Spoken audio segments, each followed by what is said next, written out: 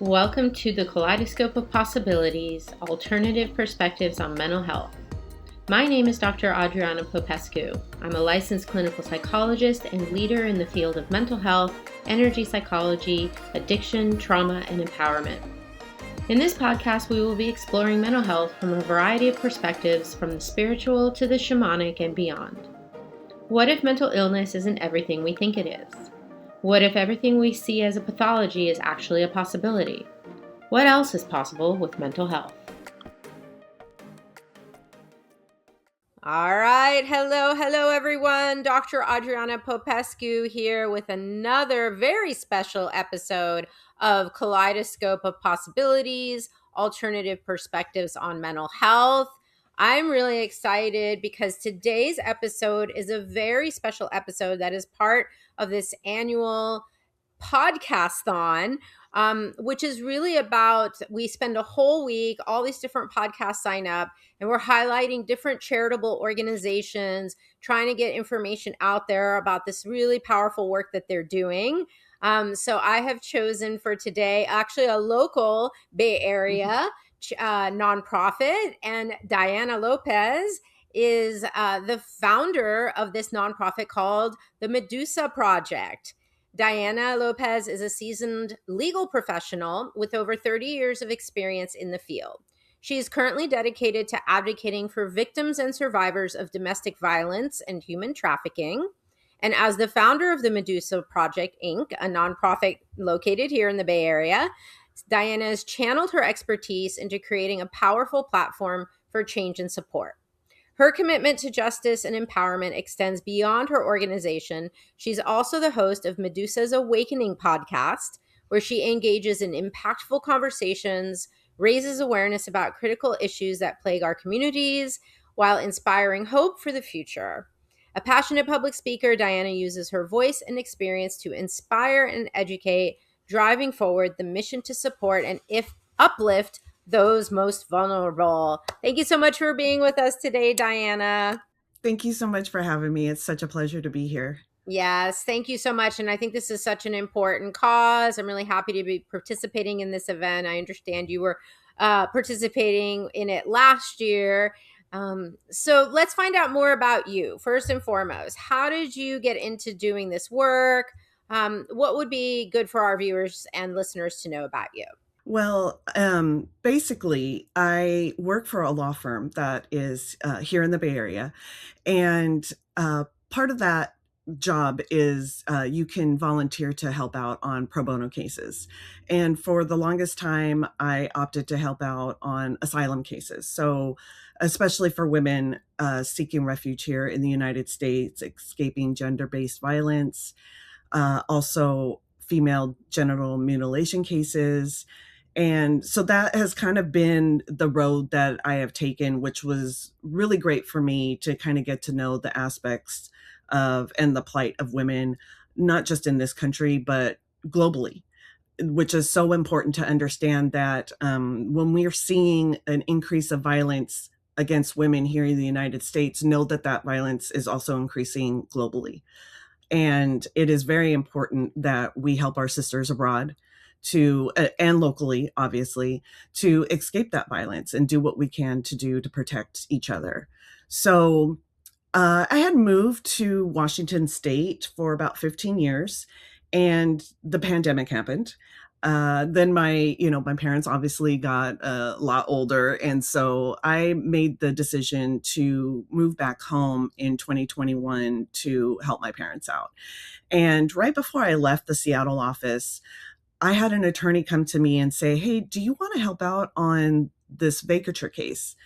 And I had no idea what it was. I was like, well, what is it? And so she explained to me that vacatur is an important, very important key piece to the legal system, where in the past, and probably still here in current times, but so much more in the past, where a woman, especially one that was being trafficked, would be the one to get arrested.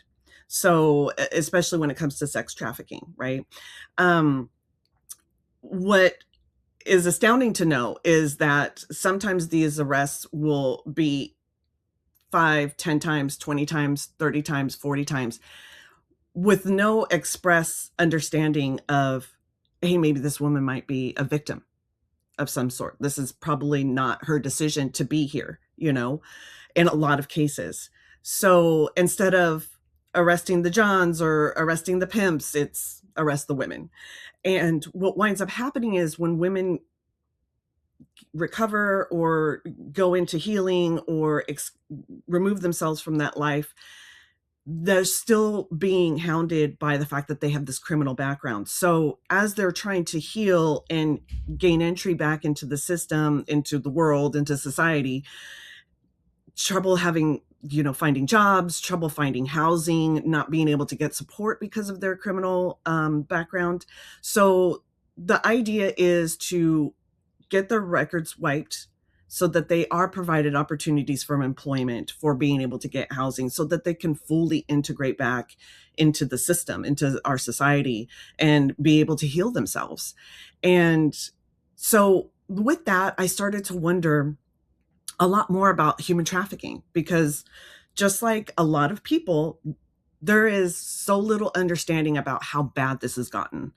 And through my own research, I'm finding, the internet is just filled with a bunch of words, right? It's just words on a screen.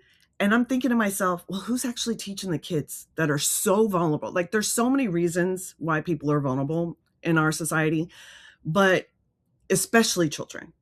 And so where is that at? Where is that language that meets their criteria of their understanding of what to avoid, how to identify in their surroundings where there might be people trying to trick them into doing this? And so I decided to create my own nonprofit. That nonprofit is we're a forward-thinking nonprofit here in the San Francisco Bay Area that is committing to ending human trafficking and violent crime affecting kids, teens, and young adults through education, advocacy, and connection. And that connection, it would be to other resources. So we feel very strongly that the education piece is so important that there needs to be more of a ramp up. Now, in 2018, California has made it law that human trafficking education is supposed to be taught once in middle school and once in high school. But every time I go into a room filled with transitional age youth, so that would be kids probably around 14 to 24, 25-ish, I always start off by asking them, how many here has heard of human trafficking? And sometimes I'll get a room full of nobody raising their hands. Sometimes I'll get a room with one or two kids raising their hands. And when I ask them, I always ask them the follow-up, did you learn about it in school? And it's always a no. So where is the disconnect? I know there's plenty of nonprofits out here that are doing the education piece. They do go into the schools and they do talk to the teachers, but how do we elevate that? And that is currently our mission right now, is to elevate that piece. Is not only just going in and talking to kids, but also putting it in everybody's face on a daily basis that they can never miss it or never say, I never heard about it. Now, a lot of times I'll ask, because people will come to me and say, oh yeah, I saw that movie, Sound of Freedom. And while it's great that that movie did spark the conversation, what that movie didn't include was how it happens here and how big it is here. Now, here in California, we still remain number one in the United States for trafficking. And the Bay Area being the third largest. Now, that is inclusive because we obviously have access to a border, access to a waterway. We also have 3 major airports in the Bay Area alone. We have interstate travel. We have corridors that nobody's looking at. We have the farming industry, and we are also the 5th biggest economy in California. So that is why it is so imperative that California is really doing everything that they can to make sure that not one single person can say, I've never heard of human trafficking. I only know of one state, Florida, that has implemented human trafficking education starting in kindergarten. So that is what we're needing to do, because we can always facilitate and change the education piece to make it to where kids are understanding it, even at a young age, especially warning signs indicating what red flags mean and what they look like. It doesn't have to be necessarily this big scary thing, because we don't want to instill fear. What we want to do is instill empowerment. We want Right. to empower everybody through education. We Hmm. don't want parents running with their kids and shoving them in a bubble. That is not living. That's not life, and it's not feasible.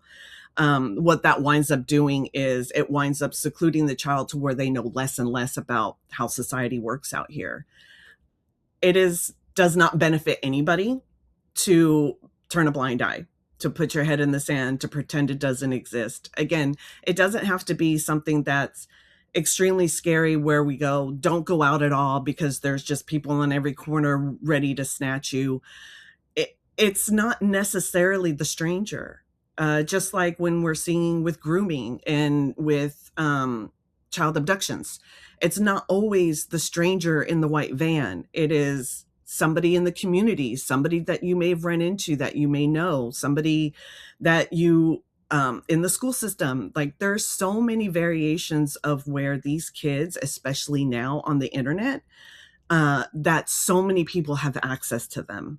And that is why it's just so important that these kids, along with the parents, get educated so that they know, like, these are the things to stay away from.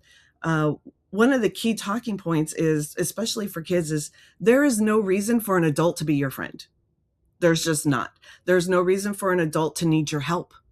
Like, if you're out at a store, if you are separated from your mom, like you're in one aisle, another aisle, there's no reason for an adult to come to you and ask you to help find their dog or find something in the store or need your help to go out to the car. There's just absolutely no reason for that. And that is the piece that we want just people to kind of have, that understanding that there is so many different ways that these strangers can come to them, and try to utilize that to so this is why we just feel so very passionate about it. The additional thing that I'd like to point out is we want to also engage with kids to let them know what vulnerabilities are and what they look like in their life. You know, a lot of people that are targeted with human trafficking can need to understand what it looks like in their life that they're needing. A lot of times people, it can look different variations. People feeling lonely, abandonment issues, mental health is such a huge factor in this, especially when you are having anxiety and depression and you're not able to emotionally self-regulate is such a huge issue. And giving that understanding to kids of what that looks like. You don't have a job.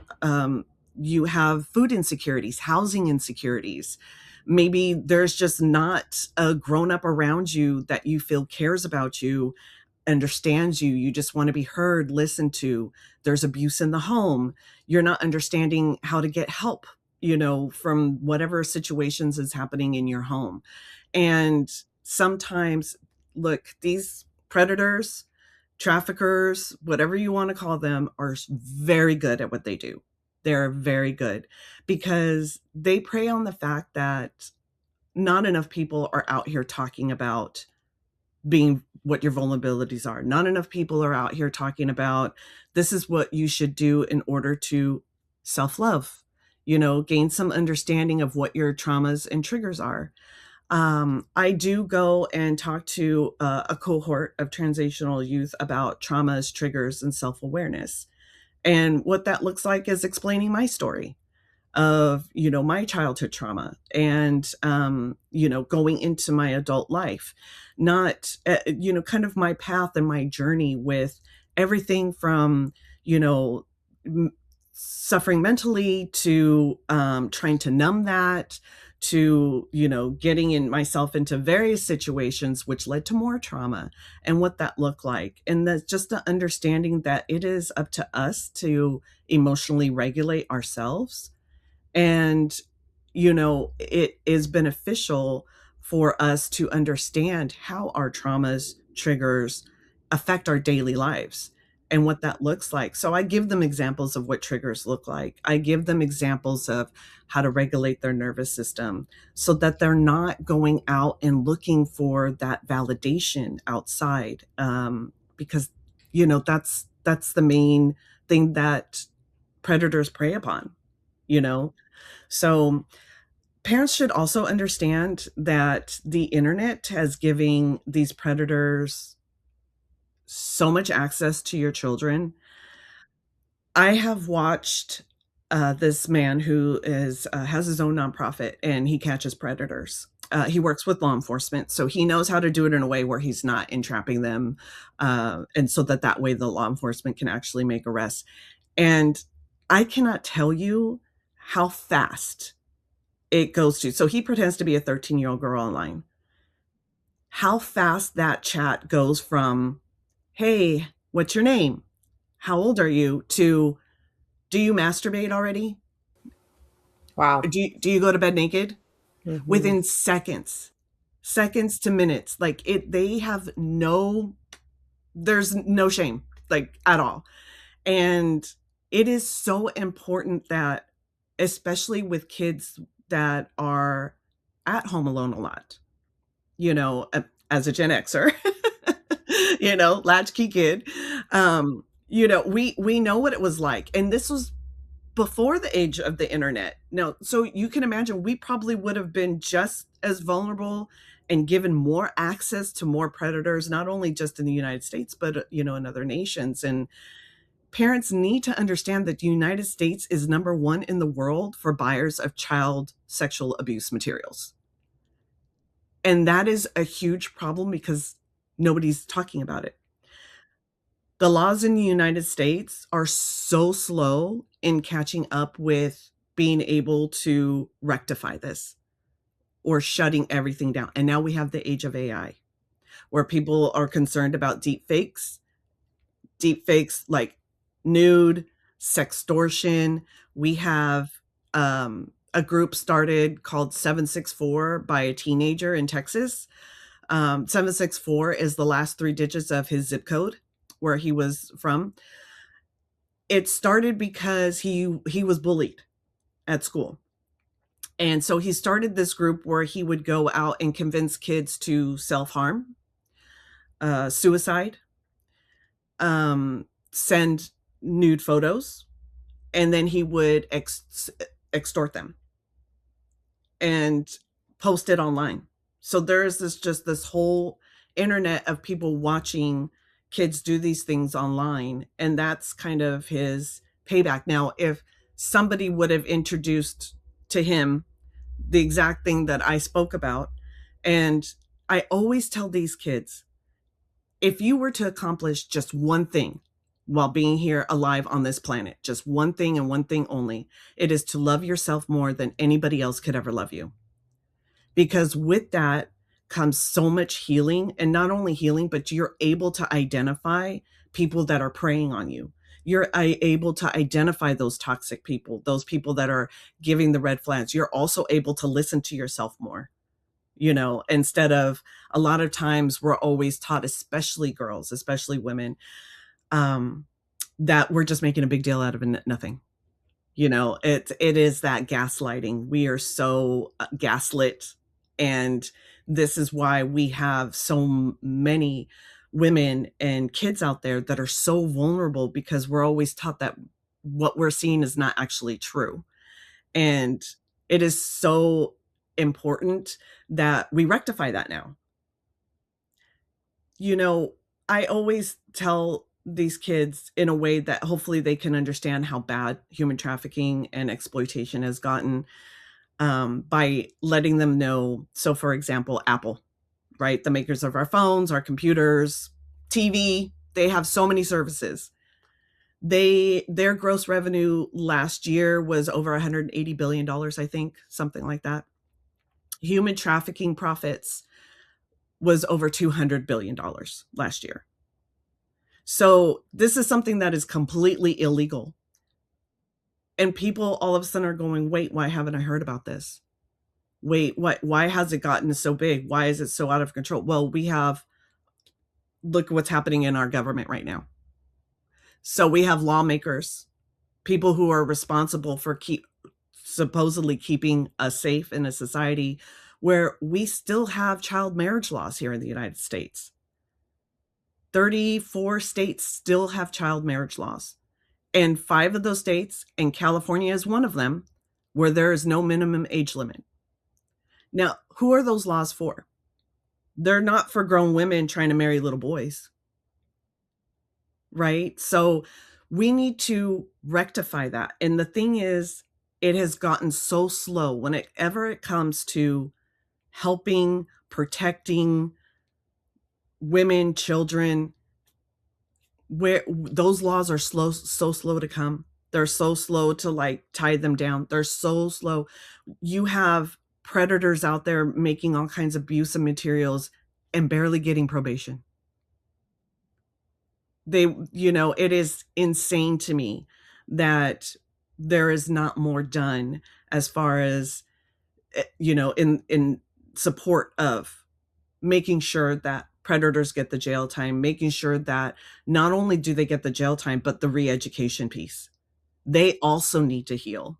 The healing needs to happen there as well.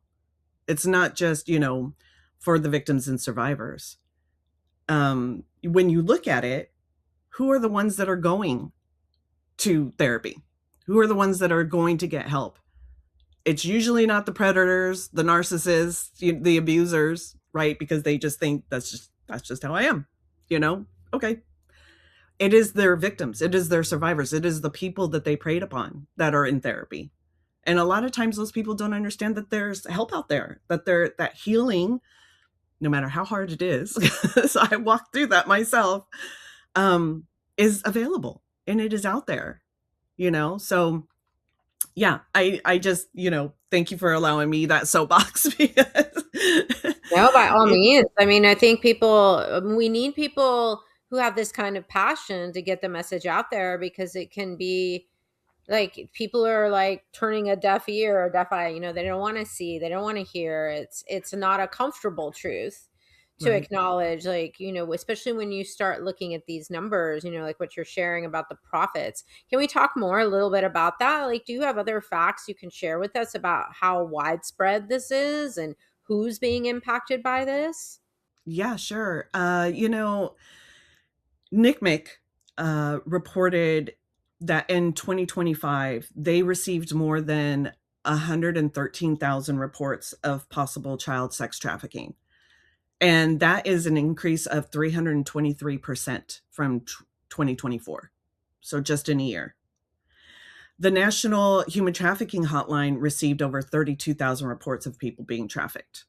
And then the U.S. Department of State's 2025 Trafficking in Persons report for the United States indicated that, and this is a quote, in fiscal year 2024, DOJ anti-trafficking grantees reported serving 17,561 individuals, of whom 13,343 of those cases were served for the first time, which is an increase of 10,235 new individuals served in fiscal year 2023.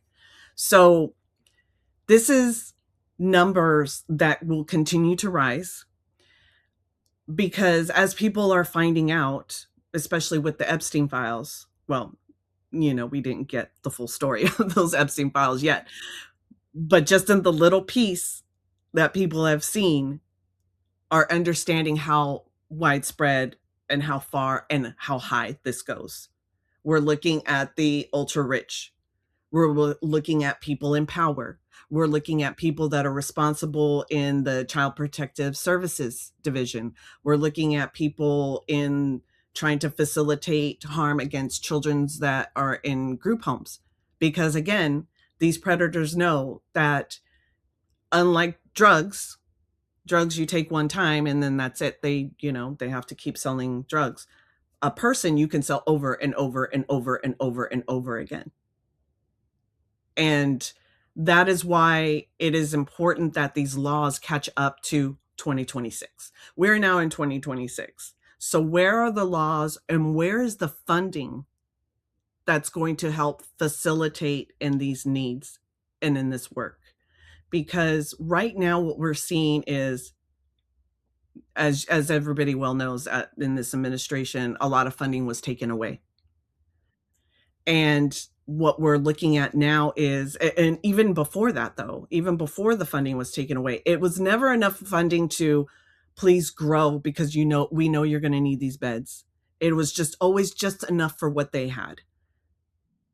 And we're constantly having to tell people resources are full. There's the shelters are full. And then if you come to a shelter, sometimes it's only 30 days. And then what happens to them? How do we get from recovery to healing if we're trying to fight against a system that has grossed over $200 billion with just millions of dollars given to these nonprofits? That it's like showing up to a gunfight with a knife. It's Right. Well, and like you can't really begin, as a therapist who specializes in treating trauma and addiction, and I've had many clients who have been trafficked in their lives show up in my Mhm. practice or in the rehabs where I've worked, and you can't really address healing from trauma until someone's basic needs are met. If Correct. they need safety first, they need a safe place to live, they need adequate food and resources, and they need people supporting them. They need to feel like they have healthy support systems in place, and then they can start their healing process. But it seems like we're not even able to get to that point if there isn't enough funding and support and resources to get the basic needs met. That's correct. And, look, I'm the first one to admit, because, I had to live it myself, not trafficking, but just other things where I could have used support. I could have used help. Um, you know, Nobody out there going, "Hey, Diana, doesn't look like you're living life. Doesn't look like you're batting 1,000 out here. Maybe you need some help." Now, granted, just like drug rehab, just like any kind of rehab or anything like that, alcohol rehab, they're not for the people who need it. They're for the people that want it. And of course, you know, uh, especially being here in California, we see so many people doing the Fenty fold, because those are the people that have said, I one, has anybody even talked to them about this? That this is a possibility that you can actually heal, because we need to look at, I'm kind of over, especially with older folks, older than me, where they go, marijuana is the gateway to drugs. No, trauma is. Trauma is Mhm. the gateway to Yeah, drugs. That is why always. people use drugs and alcohol. It's not because they just really like to party and then they just couldn't give up partying.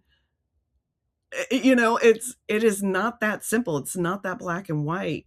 You know, I watched a video of somebody doing a kind of, kind of a test, to see. They put a table outside with a bowl and a piece of paper and said, "Tell me why you're homeless." And so many people had so much trauma. That is the reason why. It's not like, they just lack responsibility, they're too lazy, they don't wanna work, they just rather be outside in the who would rather be outside in the street? Yes, there are plenty of people out there that just say, "I can't be a part of this society, I just don't have it in me. It's too much," because they need the help here, right? When you think about it, what drugs are doing is just like, what people need to understand is mental health needs to equate to you being traumatized, you being hurt emotionally, you trying to trap those emotions inside because you just don't want to feel it, ignore it. That is just like you breaking your arm or getting cancer and just saying, "I'm just going to ignore it and not go to the hospital." That's the level where we need to include mental health at. It needs to be something just like, "Hey, this happened, this needs to be fixed." But oftentimes, especially with hurt people raising people, um, out here, or hurt people, everybody says hurt people. And why is that? Because they don't think they know another way. They don't think that, you know oftentimes we're so used to being, oh, you don't have it that bad. It's the minimizing factor, sweeping it under the rug like it doesn't exist. When people need to understand, when you store that trauma in your body, it is going to affect your physical health. Yeah. It doesn't go away on its own. Time doesn't heal it. You really do what we know now about trauma, polyvagal theory, we've talked a lot on this show about this stuff, is it lives in your body, it changes your nervous system functioning. It's Mhm. not something you can just get over and move past. It's not just psychological. Right. It's physiological. You have to learn how to rewire the nervous system for a person to feel safe, because if they've been traumatized, they don't feel safe, and they've lost the ability, their brain is misfiring, to the fight, flight, freeze response, and they're stuck in that, and they don't ever feel safe. It's why a lot of people are using drugs and alcohol, is to just get this semblance of like calm. But I want to come back for a moment, Diana, to trafficking, and I want to ask, I think, just a couple more like really basic questions, so we have an understanding. Like, when we're talking about Mhm. trafficking, is it always about sex, or are there other forms of people being, trafficked? What how else can it show up? So trafficking always looks also can look like labor trafficking, which is actually more of a thing than sex trafficking is. Yes, sex trafficking is a huge part, not to minimize that at all, because there's nothing to minimize there, obviously. But labor trafficking is also a huge thing. And what we're looking at is car washes. There was a case of some teenagers that were literally trapped in a car wash. They could never leave. They had to sleep there, they had to eat there, and they had to work there all day, all night, and that was just in the Midwest somewhere. So these are happening right out in the opening. We're looking, especially here in San Francisco Bay Area, the street vendors. We're looking at people even just being on the street begging for money. A lot of times, especially with women and children, those are people being trafficked as well. They are made to go out and get money and do it that way. So we're also looking at situations abroad where a lot of victims are being kidnapped and held against their will to um, inside of a phone service center. So those are the fake texts that you're getting, the phone calls. They're being forced to do that. They're being forced to go and scam people a lot of times. What that also looks like is a situation of there was over 30, I believe, Chinese national women that were being held against their will. I don't want to say Thailand, but it was somewhere else. It was outside of China, for their ovaries, for their eggs. So, and there's also stories of women being impregnated and then having to give birth, and then The that baby's child being is sold. now being sold, right? Mhm. So there is so many variations, but what it looks like in the US can look like all of those. There is absolutely nothing like, oh, the US wouldn't have women being harvested for their eggs. No, that's not true. Like, that can absolutely happen here just like it happens everywhere else. Um, there's also the satanic ritual. There's a lot of that. There is, so again, it can look like so many different things, and the issue is under needing that understanding and going, okay, well, where's that protection at, what does that look like, and again, anybody can be vulnerable to that, especially if you're somebody that, again, money insecurities, housing insecurities. It could look like a mom of 5 who can't afford to pay her rent, and the landlord wanting a half an hour with their youngest child.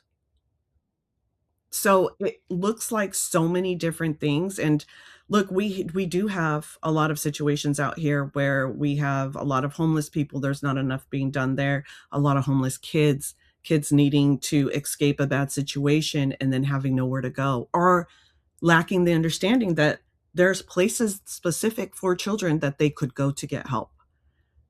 And just giving them that idea that this is out here, so to look for it or to ask for it, you know? Um, So yeah, so those are kind of the examples that we have been seeing or hearing about, not only just nationally but internationally. And a lot of trafficked women internationally get moved out here to through funneled through the United States. So there's also that, and kids and men need to understand that they're just as vulnerable as well. This is not just for women and children. Men need to understand that there are grown men that are being trafficked right now. And yes, men don't get the spotlight because oftentimes it is, right, 90 something percent women and children, and there's still a small portion of men that do that. And the issue is when, especially now that we're seeing how much violent crime against women and children that happening, that men need to understand, yes, women do have their part in it as well, as far as being predators or abusers. But men need to also understand that unless they start healing, us women and children will not be safe. And there needs to be more to that conversation as well when it comes to young kids, especially young boys. I have a question for you. I think that some of people in the audience might be wondering as well. And it was recently re-triggered with Elizabeth Smart, kind of making Mhm. a resurgence. And for whatever reason, I forget, she's back in the news again. Maybe Mhm. another documentary or I something think has come out. so. Yeah. Yeah. And I was reading through the comments section, reading an article about this, and reading through the comment section, and people just don't understand, why did she not run away? Right? Right. She was seen at a party with a face covering on. She and the woman kidnapper were wearing like some sort of face coverings, but nonetheless she was out in public, and she didn't run, she didn't ask for help. I think people sometimes struggle to understand, like, unless you're being like physically restrained somehow, why don't these people run away? Why don't they ask for help? Why do they allow themselves to continue to be treated in this way? Right. This question, it's a little mind blowing to me every time I hear it, because you hear it from a lot of people. And I always want to go, look at where we're at right now. So many people believe in one side of the political spectrum versus the other side, and everybody kind of can have rose colored glasses on, and there are grown people out here that are being brainwashed, and I think what people need to understand is it takes about 3 days. That's it, to brainwash somebody. When trafficking happens, we explain it as force, fraud, coercion. So when we're seen as traffickers, especially when they play the boyfriend trafficker, um, they identify an individual that might look lonely, that might look like they're experiencing kind of, some abandonment situation where maybe they don't have somebody to protect them in their life, or they look like an individual that is dealing with issues at home where it's not safe. So what they do is they love bomb them. They listen to them. And then it's the gifts. And then it's the money. And then it's oh, now I'm out of money, so you need to help me to make money because you love me. I love you and you love me. So you need to help me. So it also, right, there's also force. So a lot of times, just like when you see with domestic violence, it is, especially when it comes to physical abuse, getting hit repeatedly, or threats of being hit, or threats of being harmed, or your loved ones being harmed. Yeah, that one. The it is, people need to understand, because maybe they can't see it, and especially in the world where we're at right now, where fear is the biggest killer of everything in this world. It will kill your dreams. It will kill your self-esteem. It will dismantle you even before you get started. And that is why the understanding of mental health, and understanding that, that anxiety is fear. I tell people, And depression, shame, guilt, that's from you living in the past. You constantly thinking about that thing that happened even yesterday, you know? Um, Anxiety, that's you too much in the future, thinking about what could be, what might be, what I don't know what's going to happen. And the understanding of just staying in the moment at times. But we don't like to stay in the moment because the moment is too hard right now.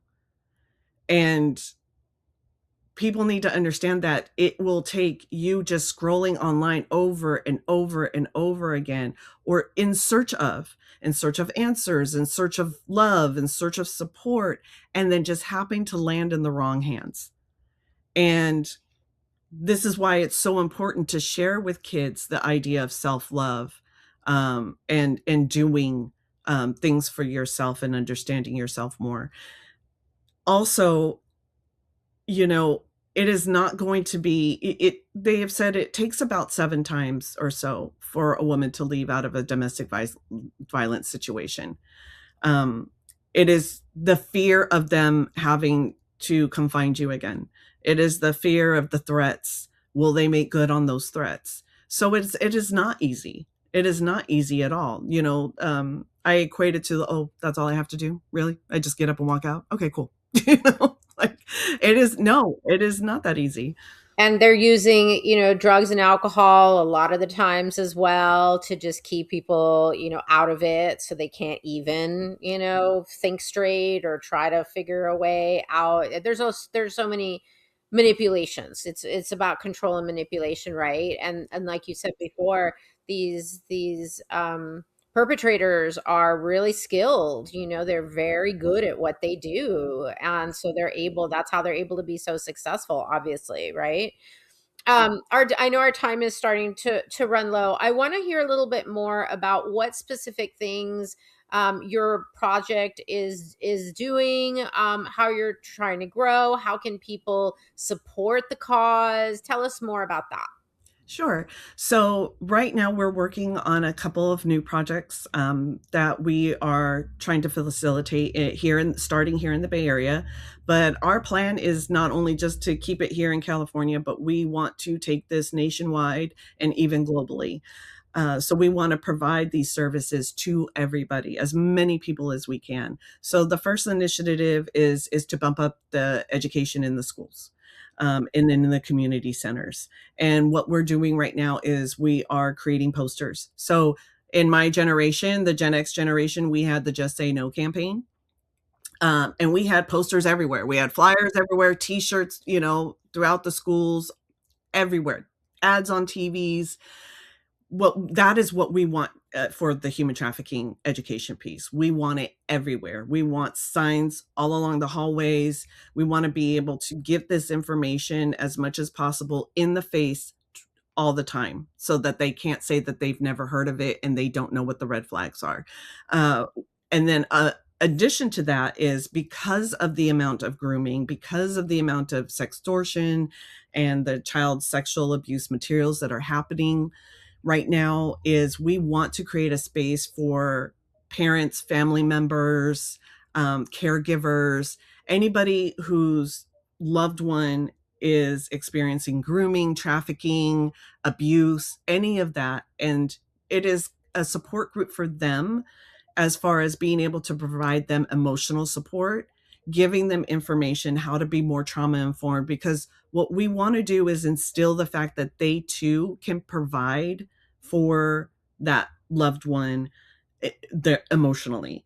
But if you are also one that has not gone to therapy or not identified your traumas or still working that out, you may not know how your triggers are going to come out. And some of that could be harmful, whether you mean to be it or not, through no fault of people who are trying to do their best, in a tough situation. So this is we want to put your oxygen mask on first type of thing, so that you can provide the support that that loved one needs. So, it's going to be everything from being able just to have an open group where they could be vulnerable themselves, be angry, be upset, be mad, do all the things that you need to do in this environment. So then that way you can go and do a turnabout and then help the person that needs the support.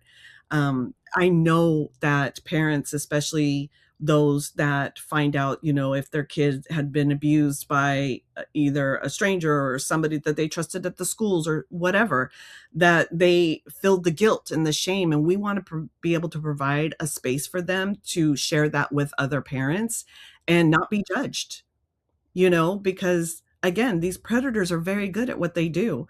So we need to provide more of a safe space for those people that are wanting to help their loved ones and being able to show them the best way to support them. We may also have some spaces, some meetings where we'll have law enforcement.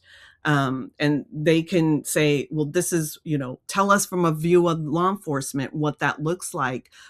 Why am I not getting the support I need? How can I get the support I need from law enforcement? So then that way they have that clear understanding as well. So the bottom line is we don't want to have to charge the schools for this. We don't want to have to charge the parents for this. And what we're needing is the support, the financial support right now in order to be able to provide these services for free. And I know that is such a big ask, but that is so important because what we're looking at, especially with our most vulnerable, are those in communities where they are having housing insecurities and financial and money insecurities. And so they cannot afford a private investigator to go find their loved one and recover them in trafficking. So we want to be able to, again, provide these systems and processes for them to be able to get and gain access to and not have to worry about how much this is going to cost, when they're already struggling. Right. These are incredibly important initiatives. I'm so impressed with what you guys are doing. And if you're listening or watching and are moved, please take some kind of action, whether it's just sharing information, get it out there on your socials, let people know, talk to kids that you may know in your family or kids you're involved with through your work. Let them know about this resource and this information. It's so important. Donate if you're able to financially to the cause, but help us get this information out there because people need to know.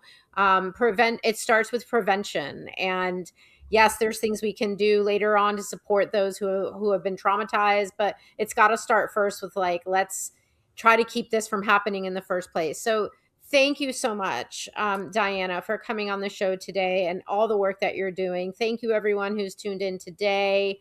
Any final thoughts before we sign off here? Sure. Yes. If you are interested in donating or just letting me know if there is anything that you want us to implement in the area that you are at, whether it's coming and talking to your community, we can also do a Zoom call. Any of that sorts where you just want to understand more or you want to teach children in your community about human trafficking, please feel free to contact me at info@themedusaproject.net, or you could go to themedusaproject.net and there's a donate button there. And then there's also a form that you can fill out where an email can come to me as well. So I'd be happy to take on any suggestions or communicate with anybody that has any needs. Wonderful. Thank you, Diana. Thank you, audience. And we'll see you next time on Kaleidoscope of Possibilities. Thank you for joining me for this episode of Kaleidoscope of Possibilities, Alternative Perspectives on Mental Health. This has been Dr. Adriana Popescu. If you enjoyed this episode, please like and subscribe and share with others. To find out more about me, my guests, and more, please visit my website at adrianapopescu.org. See you next time.